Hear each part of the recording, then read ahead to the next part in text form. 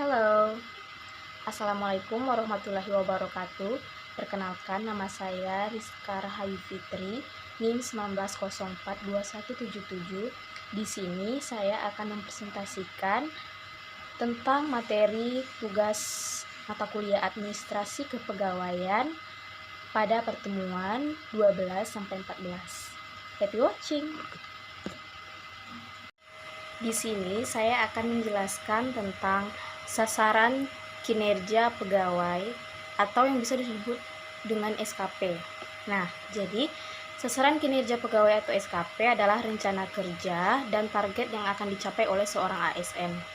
Sasaran kinerja pegawai disusun sebagai suatu alat ataupun sarana untuk penilaian presentasi kerja ASN secara sistematis yang dilakukan oleh pejabat penilai terhadap SKP itu sendiri dan perilaku kerja pegawai.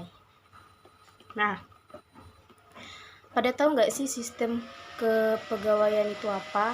Jadi, sistem kepegawaian itu adalah sebuah sistem yang terdiri atas beberapa anak sistem yang saling berkaitan, yaitu perencanaan pegawai, penerimaan pegawai, seleksi, pengangkatan, penempatan, pengkajian, pengembangan, pengkajian, pembinaan karir, dan pemberhentian pegawai. Nah, dalam materi 12-14 yaitu tentang reformasi administrasi. Jadi reformasi administrasi itu apa sih?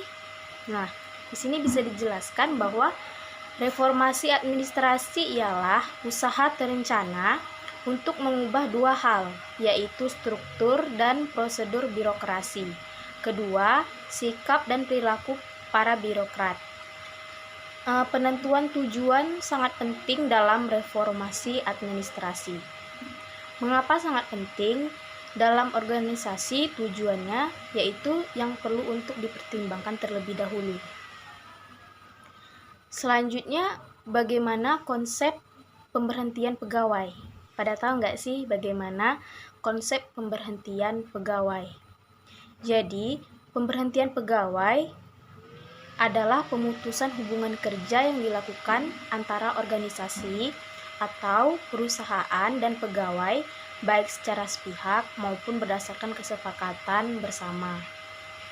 Karena sebabnya itu karena alasan tertentu yang diberikan oleh pegawai maupun perusahaan tersebut.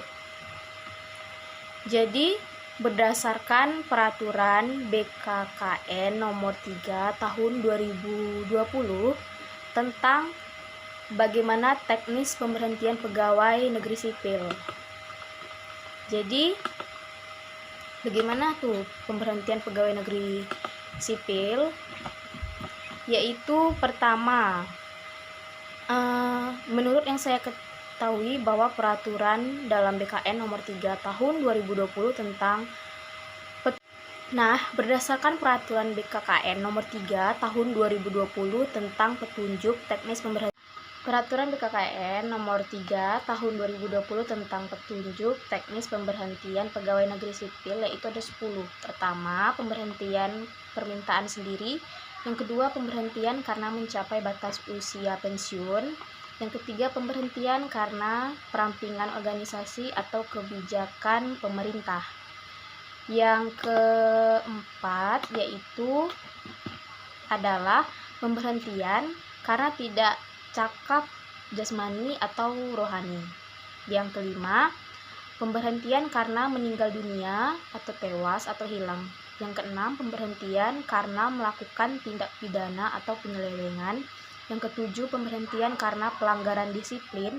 Yang kedelapan, pemberhentian karena mencalonkan diri atau dicalonkan menjadi presiden dan wakil presiden, ketua, wakil ketua, anggota DPR, ketua, anggota Dewan Wakil DPD, Dewan Perwakilan Daerah, gubernur dan wakil gubernur, atau bupati atau wali kota dan wakil bupati atau wali kota. Yang kesembilan, pemberhentian karena menjadi anggota atau pengurus partai politik.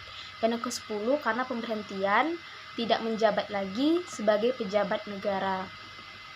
Nah, selanjutnya materi tentang transformasi administrasi kepegawaian berbasis digital. Pada penasaran gak sih bahwa perkembangan era teknologi digital yang masih telah memacu pemerintah untuk melakukan reformasi birokrasi di seluruh aspek tata kelola pemerintah. Pengembangan sistem pemerintah berbasis elektronik atau bisa disingkat dengan SPBE atau yang lebih dikenal dengan e-government atau e-gov kini menjadi program prioritas pemerintah, tidak hanya untuk umum, juga untuk mengakselerasi sistem manajemen aparatur sipil negara di Indonesia. Kedepan, seluruh sistem kepegawaian pemerintah akan terintegrasi secara online, sehingga seluruh administrasi kepegawaian akan selalu secara otomatis, tidak akan lagi urusan kepegawaian secara manual. Nah, itulah pertemuan ke-12 sampai ke-14 yang dapat saya sampaikan pada mata kuliah administrasi kepegawaian. Sekian dari saya Rizka Rahayu Fitri, pamit undur diri. Wassalamualaikum warahmatullahi wabarakatuh. Semoga bermanfaat.